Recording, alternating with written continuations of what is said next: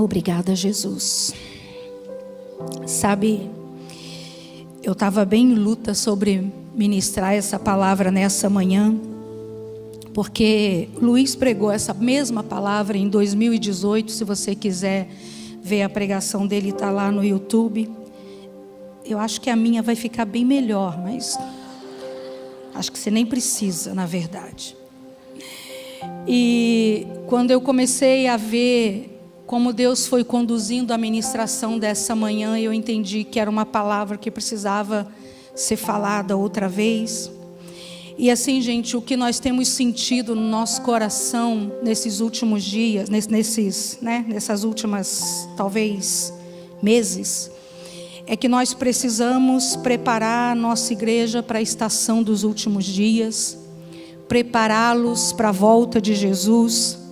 Agora, para isso, nós precisamos conhecer os nossos inimigos e saber contra quem a gente está lutando.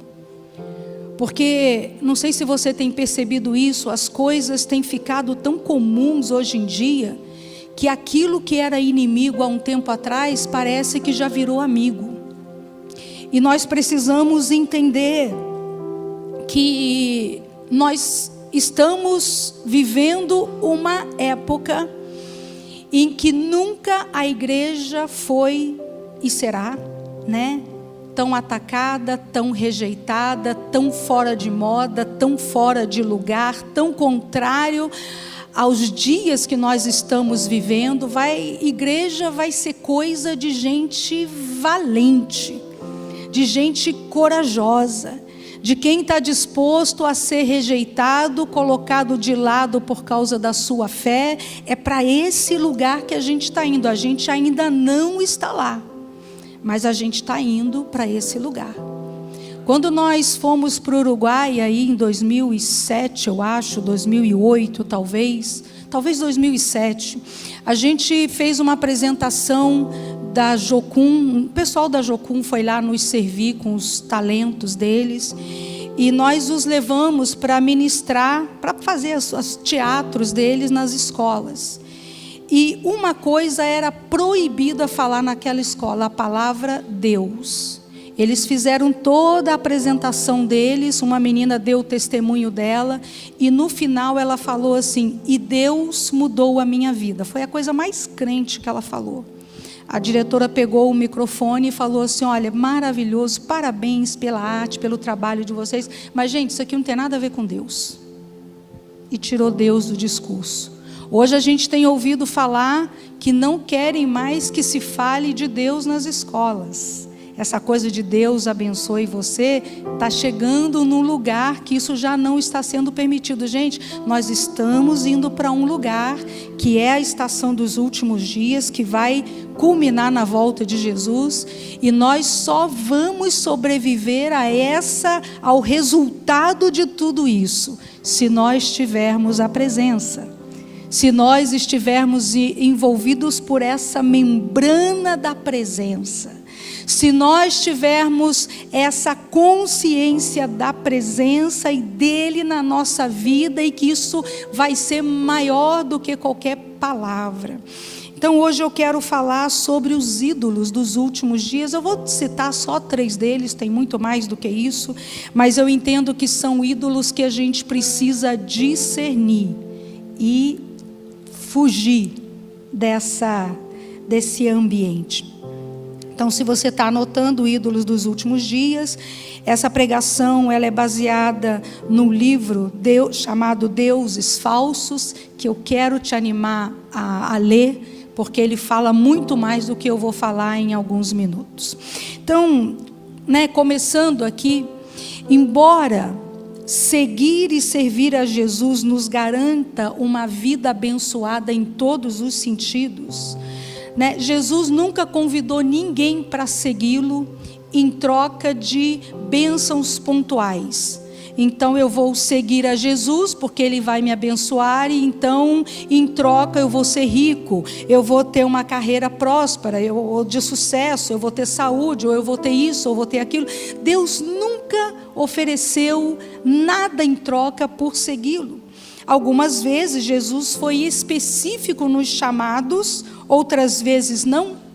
para o pescador Pedro, ele falou: ó, vem, me segue, que eu vou fazer você pescadores de homens.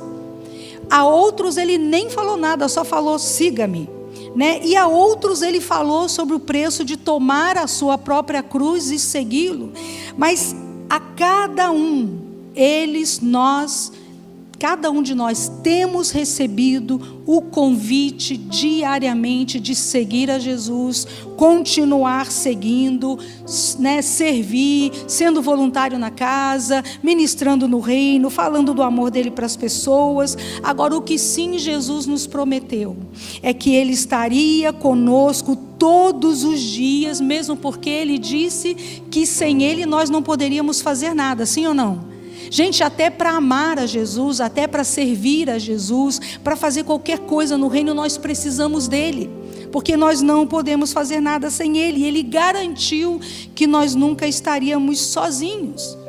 E em todo o conselho da palavra de Deus e apontando mais para o Novo Testamento, a gente vai ver que Jesus, ele deu muitas ordens, muitos conselhos, muitas advertências. E a gente vai ler uma passagem que está lá em Lucas 21, 34, se você está anotando. A gente vai ler na NVI, que diz assim, Lucas 21, 34, tomem cuidado para não sobrecarregar o coração de vocês de libertinagem, bebedeira e ansiedades da vida. E aquele dia venha sobre vocês inesperadamente, porque ele virá sobre todos os que vivem na face da terra. Agora, quanto a vocês, estejam sempre atentos e orem, para que vocês possam escapar de tudo que vai acontecer e estar em pé diante do Filho do Homem. Abra tuas mãos mais uma vez, Pai. Pedimos a tua presença, pedimos o espírito de revelação e entendimento no nosso coração, no nosso espírito, para entender a tua mensagem nessa manhã e corresponder à altura do seu convite. Abençoa a fala, abençoa a audição, abençoa o entendimento e nos ajuda, eu te peço em nome de Jesus. Então, muitas vezes, a palavra de Deus vai nos alertar sobre sermos cuidadosos, sobre sermos vigilantes, sóbrios e atentos. Sabe, gente, tudo isso vai nos chamar para um lugar de oração, para que a gente possa escapar de tudo que está para acontecer. E isso não é para gerar medo no nosso coração. Muito pelo contrário, maior é o que está do que o que está essa é a promessa. Então, nesse texto, Jesus apontou algumas características que marcarão os últimos dias e dias que estão chegando rapidamente, né? E ele nos advertiu: guardem o coração de vocês, porque, gente, o nosso coração vai sendo bombardeado e ele vai ficando sobrecarregado. Quantos viram, não vou fazer essa pergunta para você, tá? Mas quantos viram pessoas que ficaram com o coração extremamente sobrecarregado com aquela estação da pandemia? Gente que ficou sem coragem de vir na igreja, de sair, de andar na rua, num parque. Gente que até hoje usam máscaras, porque ficaram com o coração sobrecarregado, emocionalmente ficaram muito afetados. E Lucas aqui está citando 3 coisas que se tornarão muito comum, né? E serão contagiosas se o nosso coração não estiver guardado no Senhor, cheio dessa presença, se a nossa vida não estiver coberta por essa membrana do Espírito, essa membrana protetora, né, nós poderíamos ser contagiados. Libertinagem, bebedeira e ansiedades da vida. Sabe, às vezes nós não somos muito bem interpretados. Por exemplo, isso aqui não está no meu script, vou falar de graça, porque já que veio na minha cabeça, deve ser para falar. Muitas vezes, quando nós somos procurados para realizar cerimônias de casamento, sempre existe um embate, uma briga com 2 questões. Eles querem que seja liberado bebidas e músicas seculares. E sabe, gente, nós zelamos pela presença, nós zelamos pela adoração. Toda bebedeira começa no primeiro gole. Se não tem o primeiro gole, não existe.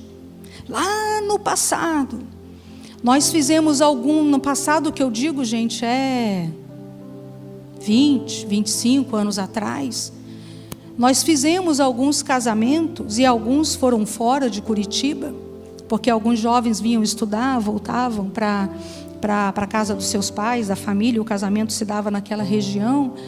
E assim, por exemplo, Luiz fazer o casamento e ter que ficar até o final da festa, porque ele era a pessoa convidada, e de repente ele vai entrar no ônibus que vai levar os convidados para o hotel, e o ônibus todo vomitado, porque as pessoas se excederam naquela prática.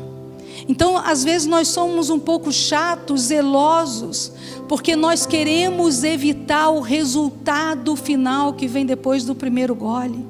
Então, enquanto a gente puder, nós vamos ser fiéis a isso. E quanto às músicas seculares, nós temos um compromisso com a adoração.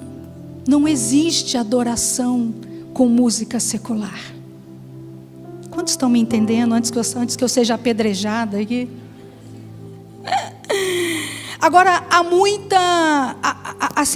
muita preocupação de Jesus quando ele cita libertinagem. Tem uma liberdade para a qual o Senhor nos chamou e ela é maravilhosa. E nós devemos viver nessa liberdade. Mas os excessos das pessoas que não conhecem o Senhor vai levar para uma libertinagem. Ela é preocupante. A vida dos últimos dias será marcada por excessos. E nós precisamos cuidar, porque eles vão continuar crescendo, eles vão continuar sendo tão comuns, que vai chegar uma hora que muitos vão se acostumar com aquilo e vão falar aquelas frases malignas. Mas todo mundo faz. Qual o problema? O problema é que você não é todo mundo.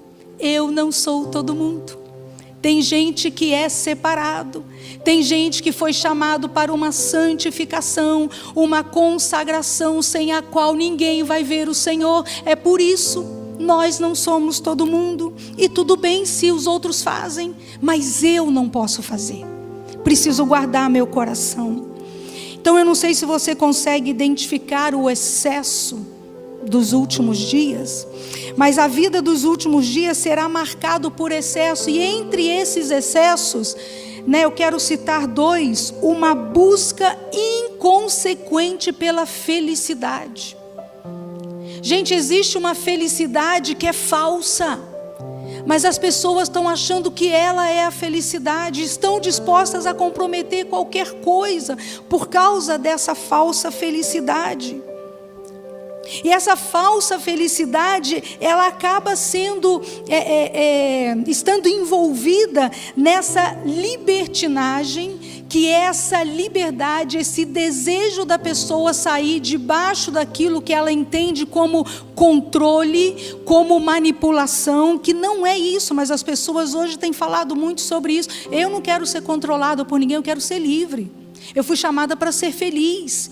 E nessa saída para essa realidade, muitos entram em libertinagem e se entregam a prazeres sexuais, assim, diversos, prazeres diversos, e deixando muito claro um descaso e uma irreverência com relação à palavra de Deus, aos valores da palavra de Deus. Muitos nessa busca, vão desconsiderar os enganos do mundo espiritual e vão cair em armadilhas, e alguns, gente, não vai ter volta atrás. Sabe, uma vez eu estava conversando com uma jovem e ela me falando as coisas que ela queria fazer, que não tinha nada a ver, que a gente era muito exagerado como crente, não precisava tudo isto, enfim. E eu falei assim, olha, na essência do que você está querendo fazer, não tem nada errado. Deus quer que a gente seja feliz, Ele quer que a gente se divirta, Ele fez as coisas, a vida para a gente aproveitar, mas você está desconsiderando o mundo espiritual. Gente, achar que nós vamos deixar aqui o quadradinho do reino, ir lá festar no território do inimigo, e achar que a gente vai voltar sem pagar nenhuma conta, é muita ingenuidade. Se você tivesse um restaurante com uma comida especial, com o valor do seu prato, você ia permitir que alguém entrasse, comesse de tudo e saísse sem pagar? E por que a gente acha que no reino do inimigo seria diferente? A proteção é para que a gente não chegue lá.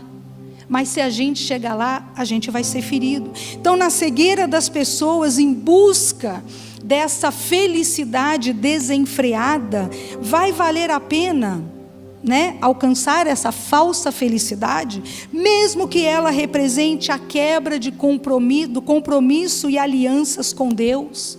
Alianças que a gente tem com outras pessoas, como cônjuge, como a célula, como a igreja, o reino, enfim.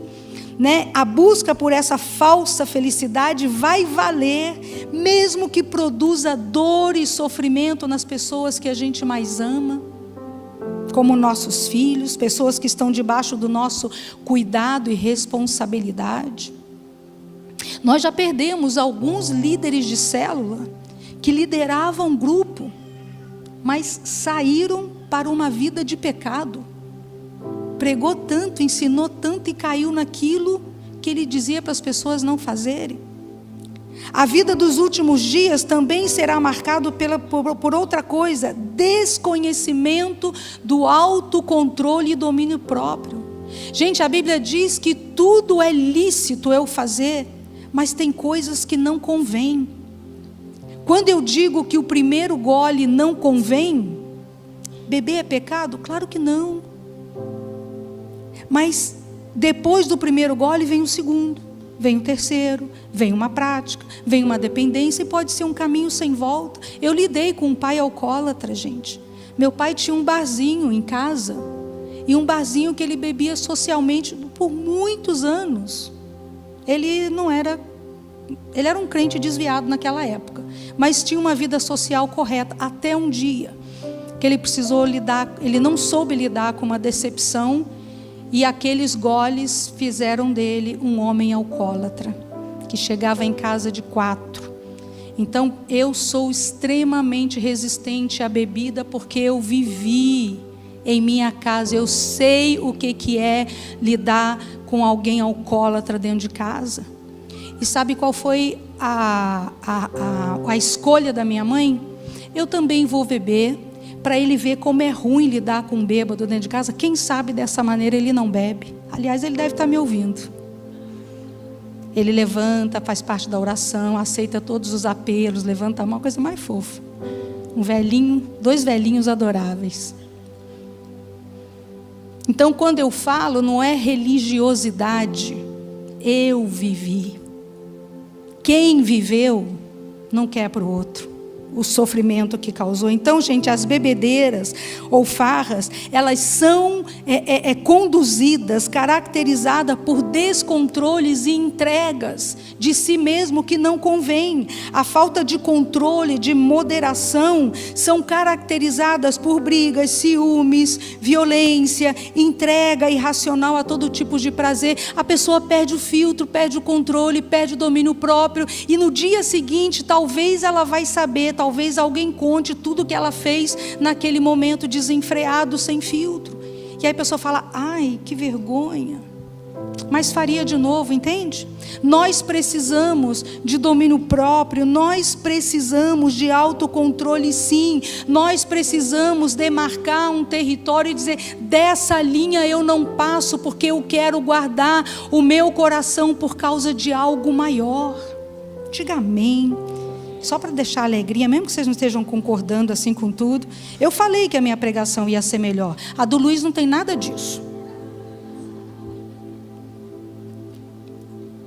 Muitos se entregam a esse tipo de prazeres buscando importância e senso de significado.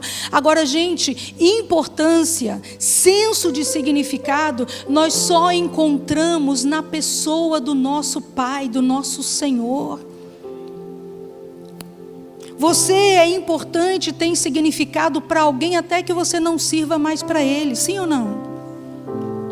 Com o nosso Deus não é assim.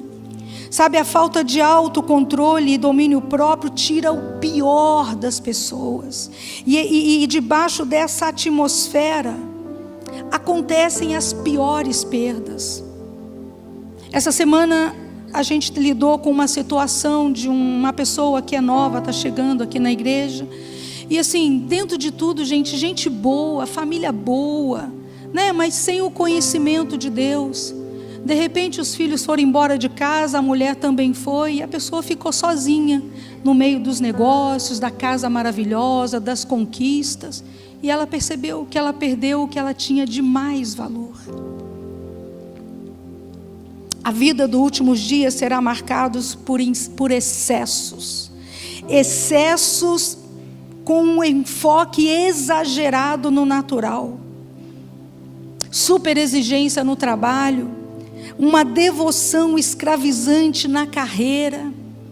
As pessoas serão assenhoradas pelo trabalho, pelo chefe, e o próprio dono do negócio será assenhorado por aquilo que ele está empreendendo.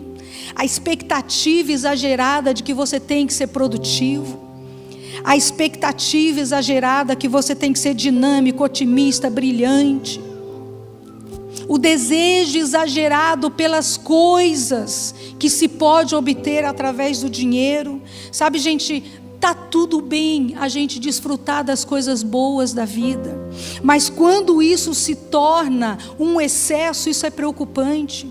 E é mais do que o amor pelo dinheiro, é a ansiedade excessiva por causa dele e por causa do que ele pode comprar. Sabe, o trabalho é algo nobre no reino de Deus. Aliás, a palavra de Deus, né, ela é contra o preguiçoso, ela é contra aquele que não trabalha. Trabalho é uma coisa nobre, dignifica o homem. Mas a idolatria ao trabalho pode roubar toda essa nobreza.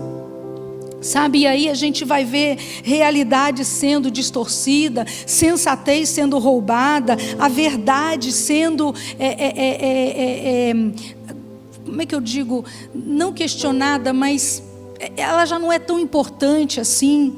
E aí as pessoas ficam cegas com relação à verdade e podem ser facilmente seduzidas por todo tipo de engano. Então Jesus pede: guarde o seu coração dessas coisas, porque essas coisas têm o poder de dominar o coração e de roubá-lo. Então a gente precisa estar atento, gente, porque o ser humano pega as coisas boas da vida, eles têm essa inclinação de pegar as coisas boas da vida, como um trabalho, como uma carreira de sucesso, como bens materiais, como família, como afetividade, e fazer de tudo isso a última fonte de esperança da vida.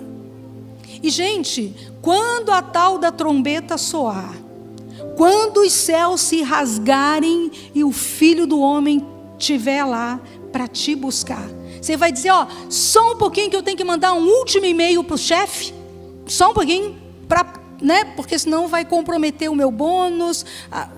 Você acha? Peraí que eu tenho que pegar meu celular, eu preciso dessa selfie. Você acha? Quando isso acontecer, gente, vai ser muito triste. Se o seu coração não estiver alinhado com o Senhor. Vocês estão tão bonitos, estão prestando uma atenção. Duvido que prestaram essa atenção na palavra do Luiz. Duvido. Dá uma quebradinha, né? Dá uma risadinha assim para não sobrecarregar o coração. Mas naquele dia, todas essas coisas vão ficar para trás. E sabe o que você vai fazer? Pelo menos eu acho que é o que eu vou fazer. A primeira coisa, eu vou levantar as minhas mãos e vou adorar. E vou adorá-lo por toda a eternidade. Provérbios 4:23 diz: acima de tudo, guarde o seu coração, pois dele depende toda a sua vida, e eu acrescentaria a sua eternidade. Sabe, nosso coração coloca essas coisas no lugar de Deus e a gente nem percebe. E vou te dar uma dica. Quando você abrir o seu Instagram, coloca o cronômetro.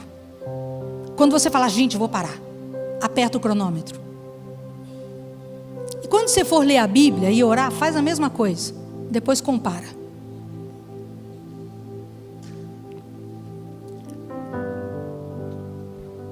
Essas coisas têm poder de tomar o lugar do Senhor na nossa vida. Sabe, gente, porque nós achamos que de alguma maneira elas vão dar significado, proteção, segurança e satisfação, e talvez até dê por alguns segundos, mas isso se perderá rapidamente. Nós precisamos guardar o nosso coração dos ídolos, porque qualquer coisa que é mais importante que Jesus, qualquer coisa que absorva nosso coração mais do que o Senhor, qualquer coisa que se proponha, que a gente se proponha a dar o que é só do Senhor, pode se tornar ou pode já ser um ídolo na nossa vida. Vamos para 1 Coríntios 10, versículo 14. Olha o que diz: por isso, meus amados irmãos, fujam da idolatria. Eu estou falando a pessoas sensatas. Julguem vocês mesmos o que estou dizendo. Não é verdade que o cálice da bênção que abençoamos é uma participação no sangue de Cristo, e o pão que partirmos é uma participação no corpo de Cristo? Como há somente um pão, nós que somos muitos somos um só corpo, pois todos nós participamos de um único pão.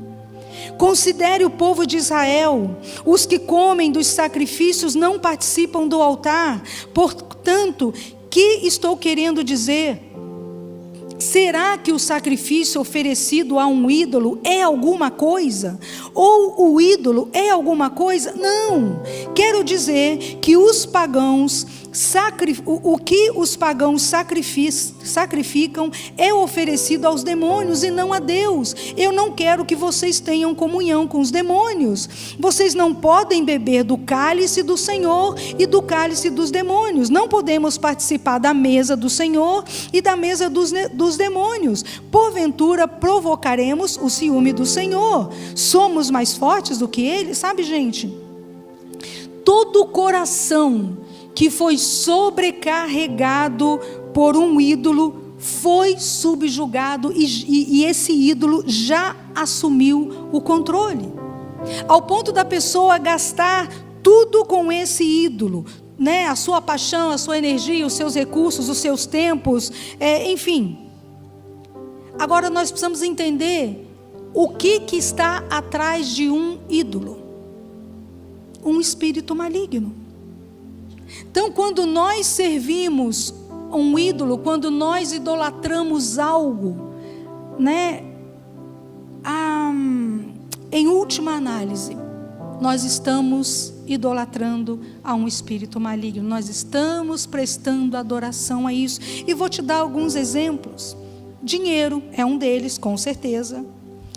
Às vezes nós estamos dispostos a quebrar princípios claros na palavra de Deus por causa da idolatria ao dinheiro. Então, se estamos dispostos a sonegar, a roubar, reter o dízimo, enganar, mentir, ludibriar, passar alguém para trás, reter, não pagar o que é devido, não devolver o que não é seu. Quantos estão percebendo que isso é uma armadilha todos os dias? Você vai comprar alguma coisa e te dão um troco maior. Qual é a nossa inclinação? Faz cara de paisagem, não responde. Você passa as suas compras no mercado, mais uma você tem certeza que ela não registrou. faz cara de paisagem. Essa é a inclinação do homem. Nós precisamos ter uma postura diferente. Diga amém, senão eu brigo com vocês. Esse amém não me convenceu. Amém. Aleluia. Anotou, anjo? Isso aí.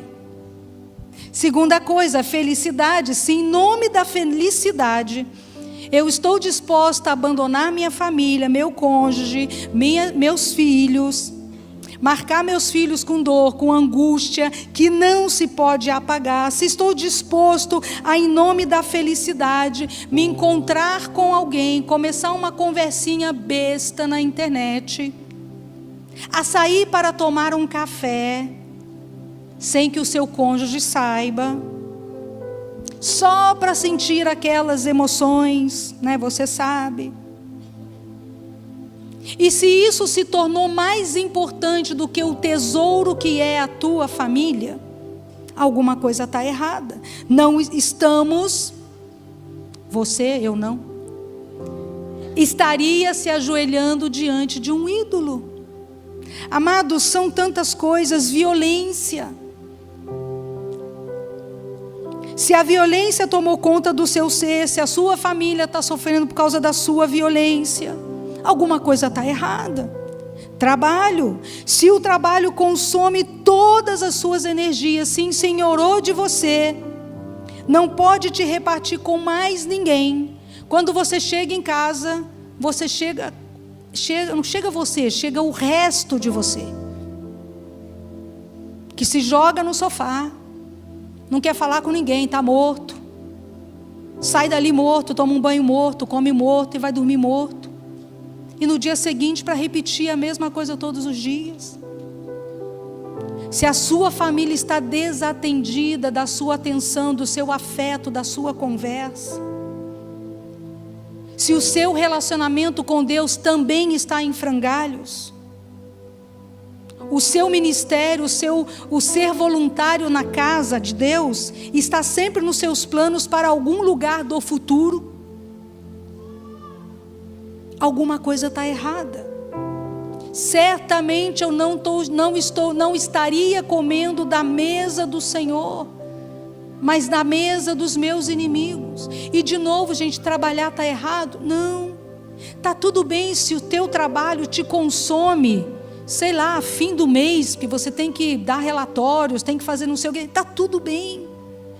Nós podemos lidar com alguns excessos necessários, mas ele não pode ser do primeiro dia do mês até o último, do primeiro mês do ano até o último mês do ano. Porque de repente um dia você vai chegar em casa e você vai levar um susto. Você vai falar, quem é esse cara aí de 25 anos? É o teu filho. Você não percebeu que ele deixou as fraldas? Não percebeu. Quem é essa mulher? É tua filha. Quantos estão entendendo, gente? Existe uma medida. A gente precisa cuidar com os excessos. Outro excesso perigoso é o tal do sucesso. Gente, é tão lindo. Eu e Luísa, a gente trabalhou muitos anos da nossa vida com jovens. Nós recebemos jovens de todos os tipos. Ricos, filhinho de papai, sabe? Que tem o seu carro quando ninguém tinha. A gente teve de tudo. A gente teve pobre, analfabeto, gente que veio, né, de lugares muito simples.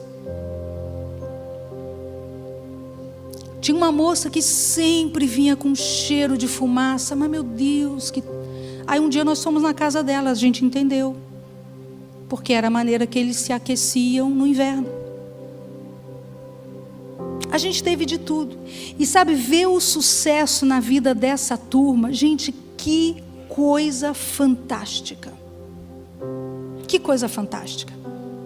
Você saber de onde saiu. Nós recebemos um ex-presidiário. Se tornou o melhor vendedor de carro do lugar que ele trabalhou. Tinha lá na foto dele as honras. Poxa, que bacana. Tem tanto testemunho. Tem uma moça que os pais eram divorciados e parou de pagar a faculdade dela, ela ia parar, mas ela ia lá na coordenação para conversar sobre isso, para fazer as provas, né? E chegava lá, a mensalidade estava paga, a gente nunca soube quem pagou, mas ela se formou. Nós vimos milagres e milagres, é lindo a carreira de sucesso. Só que algumas dessas mesmas pessoas se enfurnam no trabalho de uma tal forma, não tem tempo para Deus. Aí fica complicado, né, gente? Chega sem nada, Deus enche a mão de bênção e fala: ó, eu não posso te adorar porque você está vendo quanta coisa eu tenho para resolver. A adoração vai ficar para depois, tá bom? Aí às vezes tem gente que não prospera e a gente fica assim: gente, será que Deus não está guardando essa pessoa porque ela vai se perder se prosperar? Teve uma época na Rede Jovem que tinha uns filhos que tinham uma condição social um pouco melhor, e pessoas que às vezes pegavam 2, 3 ônibus, vinha gente de longe, aí ganha um carro do pai, nunca mais apareceu na igreja. Maldito carro, né? Que pena que não continuou vindo de ônibus. Então a gente vai vendo essas coisas, e essas coisas elas têm o poder de roubar o nosso coração. Gente, tenha o seu carro, seja próspero no seu trabalho, ganhe muito dinheiro. O anjo está passando. Quantos querem? Ó, quem não levantou a mão, dançou, não vou dar outra oportunidade. O anjo só anotou a mão da primeira. Jesus quer nos abençoar, e nos abençoar muito. Mas será que essa bênção vai roubar dele o nosso coração? Uma vez alguém perguntou a alguém: você não tem vergonha de colocar esse monte de gente para trabalhar na igreja? A pessoa já passa a semana inteira ralando. O que a pessoa não sabe é que esse lugar de servir é o lugar de dessobrecarregar o coração. O que mata está lá fora, o que sobrecarrega está lá fora. Aqui você vem para adorar, aqui você vem para servir, aqui você vem para ser gente, aqui você vem para ser o que você deveria ser no reino. Isso aqui, gente, é um preparo para a eternidade. Pensa que você vai ficar voando em nuvem, tocando harpa? Não vai não. Já quero te adiantar que não vai ser bem assim. Tem um reino. A gente vai reinar junto com Cristo. Você acha que Jesus vai ficar trabalhando para você ficar passeando na nuvem tocando harpa? Não vai não. Você vai ter trabalho, meu filho. Isso aqui é só, como é que a gente fala? O estágio. Faz bem o seu trabalho para você trabalhar bem lá. Agora, quando a gente compara a nossa vida, a nossa cultura, com a cultura lá do Novo Testamento, por exemplo, gente, na essência, a gente não é muito diferente deles, não. Sabe, os ídolos dos últimos tempos também têm seus templos. E a gente poderia dizer torres empresariais, aeroportos, restaurantes chiques, spa, academia, clube, salão de beleza, estádios. E a gente, traduzindo tudo isso aqui em algumas palavras, a gente está falando de deuses da beleza, do poder, do dinheiro, do sucesso. Sabe, gente, eu tenho uma manchinha aqui que eu tento esconder com corretivo, mas ela está aparecendo cada vez mais. Eu quero ir lá fazer um procedimento para tirar ela. Está tudo bem se eu for. Agora, quando eu tiro a manchinha, mas eu também tiro a ruga, eu quero tirar o não sei o quê, eu quero levantar não sei o quê. Quando a minha vida se torna em função de manter uma aparência, isso pode ter se tornado um ídolo. Tem gente que gasta o que não tem, que se endivida para tirar uma ruga daqui, levantar não sei o que ali, tirar ali, pôr. Sabe, tem problema isso? Não. Se isso não se tornar um ídolo.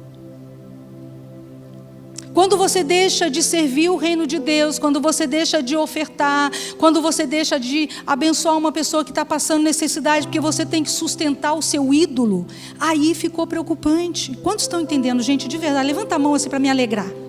Isso.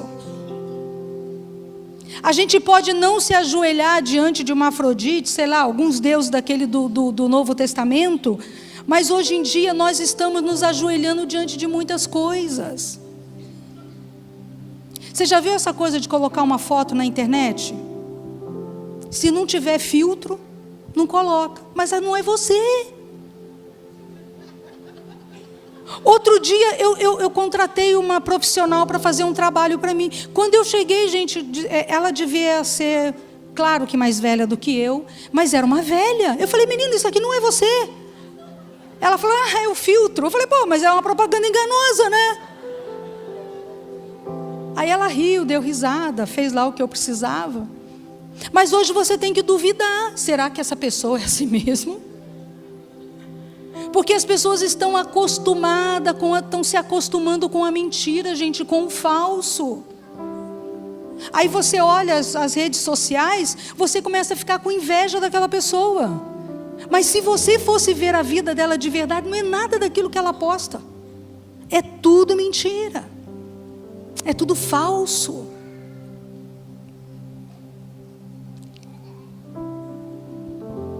Sabe, nós precisamos prezar por uma boa imagem. Isso honra a Deus. Se vestir bonitinho, né? Tem gente que se veste muito bem, né? Tem umas pessoas aí, né, Saila? Meu Deus, eu falei, Jesus, que coisa linda, né? Eu gosto, acho bonito. Então assim, está tudo bem.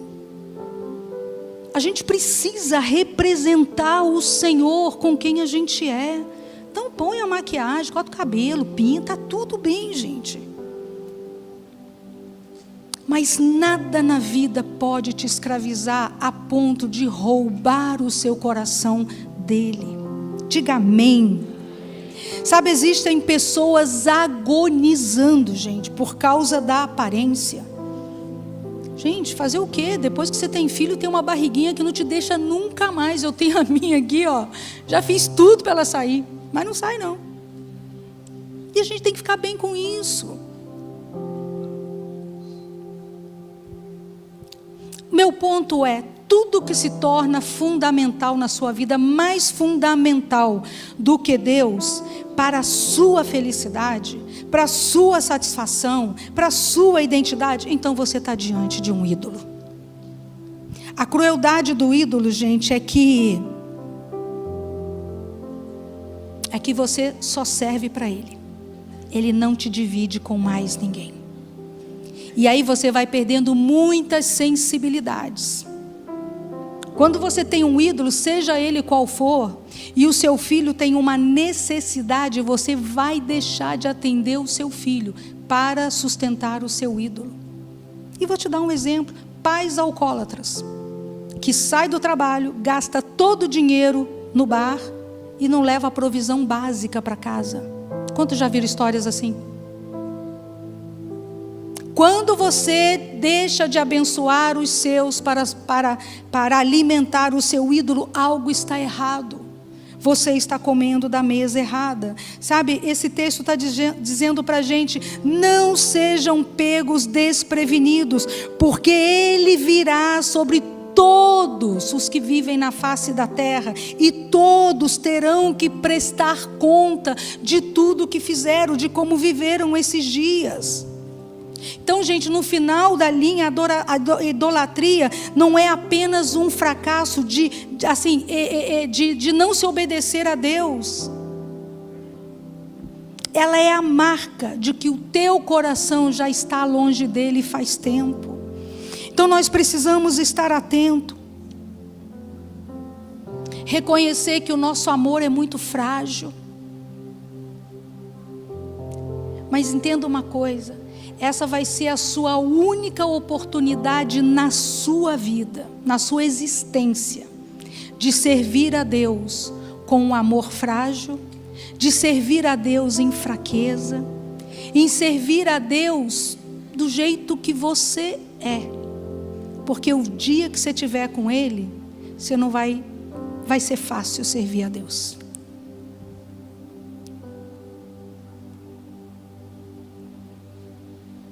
E eu já estou terminando.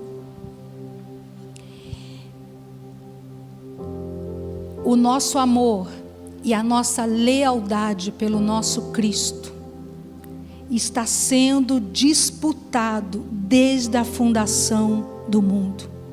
Gente, vai ser a coisa mais triste que eu acho que vai acontecer na face da terra. É aquelas pessoas que passaram toda uma vida dentro da igreja. E aí quando chega aquele dia, Jesus fala para ela: se aparte de mim, eu não te conheço. Mas eu estava na igreja, eu até expulsei demônio. Não te conheço.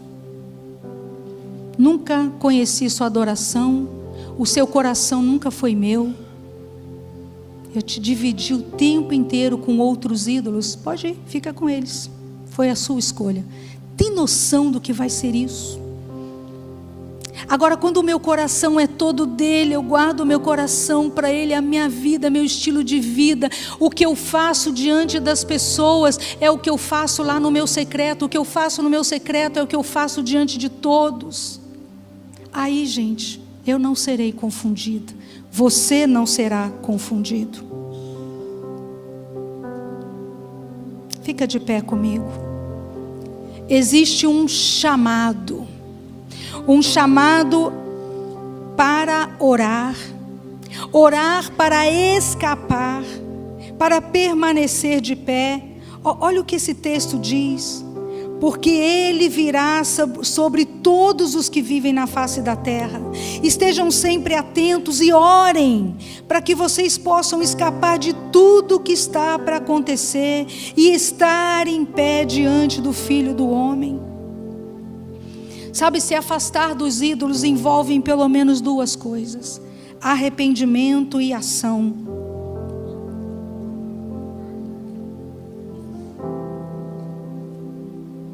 Último texto, Colossenses 3:1. Já que vocês ressuscitaram com Cristo, procure as coisas que são do alto, onde Cristo está assentado à direita de Deus. Mantenham o pensamento nas coisas do alto e não nas coisas terrenas, pois vocês morreram, para o mundo, e agora sua vida está escondida em Cristo. Ele nos chama a orar com expectativa nessas coisas que estão por vir. E sabe, gente, essa prática envolve adoração, porque nós nascemos para adorá-lo. Então orem para vocês escaparem dessas armadilhas malignas dos últimos dias, que vêm para roubar o teu coração e a tua atenção dele. Orem para você permanecer de pé, porque quando a coisa ficar preta, diz a Bíblia que vai ser tão terrível, que se aqueles dias não fossem breves, até os escolhidos seriam perdidos. O que vai acontecer? Sei lá. Eu quero a membrana, eu quero manter minha mão para cima, adorando de coração e fugindo de toda libertinagem, fugindo de todos os excessos, de todas as ansiedades da vida que sobrecarregam o coração. Abra tuas mãos, fecha os teus olhos. Quantos nessa manhã você reconhece que o seu coração está sobrecarregado de peso, de preocupação, ansiedade, medos, alguns até pecados? Quando a gente vem para a casa de Deus, um dos convites é derramar o nosso coração diante dele e sair daqui com um coração leve, puro, abençoado. Gente, é o coração sobrecarregado que dá derrame, infarto, mata as pessoas precocemente. Quando nós aprendemos a derramar o nosso coração no lugar correto, nós gozamos de bênção, de paz. Paz que dinheiro algum pode comprar, que praia, fim de semana na praia alguma pode te dar. Jesus quer te tocar nessa manhã, quer tocar o seu coração. Com os teus olhos fechados, quero te fazer uma pergunta. Quem reconhece que você tem vivido ou chegou aqui nessa manhã com o coração sobrecarregado? Levanta bem alta a sua mão, deixa eu te ver. Sabe, é tempo de derramar o coração. É tempo de derramar o coração. Pode abaixar. E uma das melhores maneiras de esvaziar o coração dessa sobrecarga se chama adoração. Porque você nasceu para adorá-lo. Sua vida se trata de adorá-lo. Você poderia fazer qualquer outra coisa na vida, mas você não estaria cumprindo o propósito para o qual você foi desenhado. A gente vai cantar essa canção. Quando a glória dele vem e tudo ao nosso redor obscurece, porque não importa mais. A presença de Jesus, quando ela vem, ela tira a nossa atenção do peso, do problema, da desgraça, do que seja. E tudo que importa é essa presença. Levanta bem alto as suas mãos, fecha os teus olhos, olha de novo para essa fonte inesgotável, para essa torneira, se banhe debaixo disso. Dê nome à sobrecarga do seu coração e diga nessa manhã: Senhor, limpa meu coração de toda essa sobrecarga.